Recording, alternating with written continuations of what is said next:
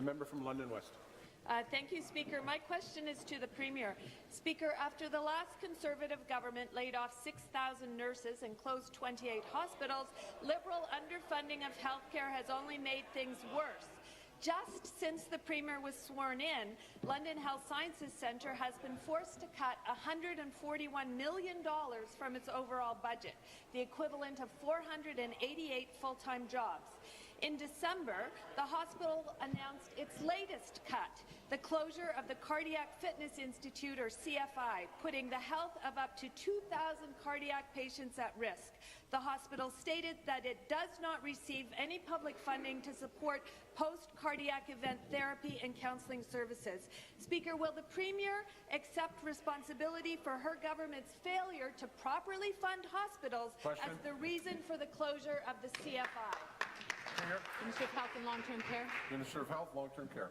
Well, Mr. Speaker, I would hope that the member opposite would allow clinicians, Cardiac Care Ontario, the best practices which are practiced around this province, around this country, around the world, to determine how cardiac rehabilitation should be provided, Mr. Speaker.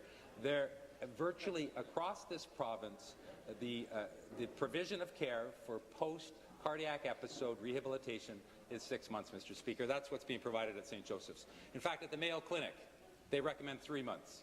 The American Heart Association recommends 3 months.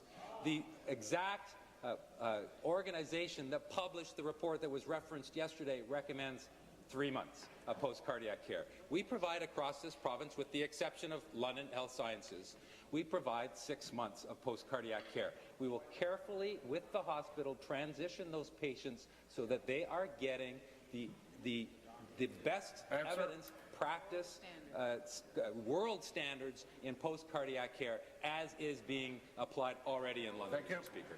Supplementary. Thank you, Speaker. Speaker, the closure of the Cardiac Fitness Institute means that any new cardiac patients in London will be referred to the 6-month provincially funded cardiac program at St. Joseph's Healthcare, but long-term CFI patients will be out of luck. Speaker, there is no evidence to support a 6-month cardiac rehab program, and LHSC admits there is no data comparing outcomes between the long-term CFI program and the short-term program at St. Joe's. A recent British study found that cardiac patients who participated in a 3-year rehab program were 60% more likely to be alive 14 years later than those who participated in a 1-year program.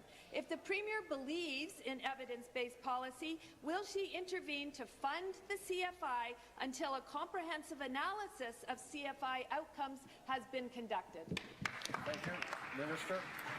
Well, the publication that the member opposite cites actually is from the Journal of the British Cardiovascular Society.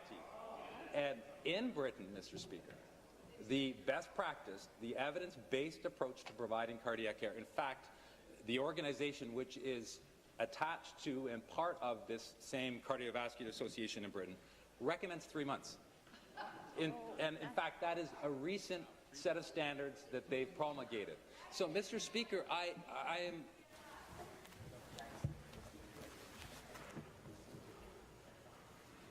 If I recall, you asked the question.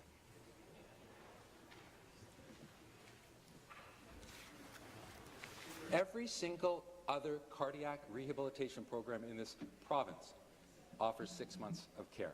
That's what we're going to offer in that careful transition to the program at St. Joe's. And that's far in excess of what the Mayo Clinic, the American Heart Association, the UK, and others recommend.